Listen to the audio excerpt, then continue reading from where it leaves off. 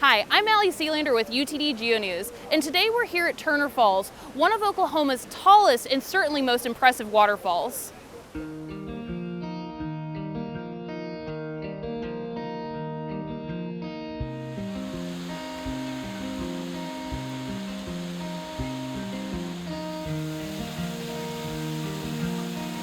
The waters of Honey Creek have cut through the carbonate rocks in this area, tumbling 77 feet here at Turner Falls. This place is beautiful, a true gem in Oklahoma, and not too far of a drive from Oklahoma City or Dallas, Texas.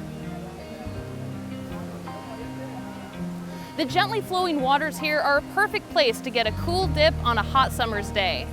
But there's more here. There's geology. If you find the rocks that form these falls interesting, well, you're in luck, because the geologic story that forms this area is fascinating. So if you're interested in swimming, hiking, ziplining, or posing for the gram, then Turner Falls is the place for you. But if you're thinking, hey, I'm not interested in any of those cool things, I'm interested in the travertine edifice on the scarp of this advancing waterfall, well then stick around as we dive into the geology of Turner Falls. We don't know the exact natural processes that created Turner Falls, but there are several ways to create a waterfall. One way is for a stream to flow over an active fault. If the land on one side of the fault is lifted up relative to the land on the other side, we can get a waterfall. Geologists have mapped the region around Turner Falls and found dozens of faults, so it's possible that perhaps one or more of these faults is responsible for creating the original relief of the falls. So you might look at this scene and think you have it all figured out, but there's something else going on here, and it involves travertine, a rock that is being made right now by Honey Creek. The rocks we see just under the waters and towering on either side of the falls are not a part of the limestone bedrock that's found in this region. They're actually a special kind of rock called travertine. Travertine is chemically the same as limestone, but this rock formed much more recently. The limestones around here were deposited 450 million years ago, but the travertine started depositing maybe a million years ago and is still being deposited today. How does that happen? When carbon dioxide dissolves in water, it creates carbonic acid, a weak acid that slowly dissolves rock, especially limestone. Upstream, Honey Creek flows through the old limestones, and the carbonic acid in the water dissolves the rock, leaving the creek rich in calcium bicarbonate.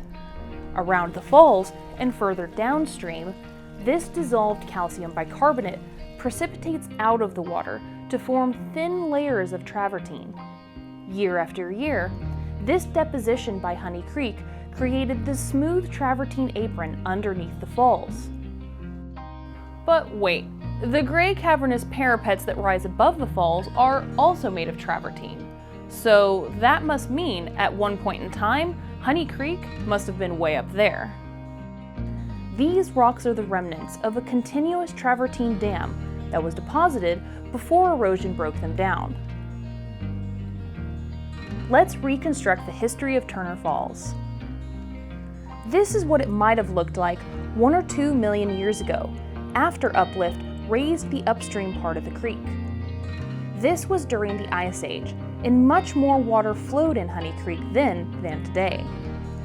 Then, over hundreds of thousands of years, in the age of woolly mammoths and other Ice Age animals, a massive travertine dam built up across Honey Creek.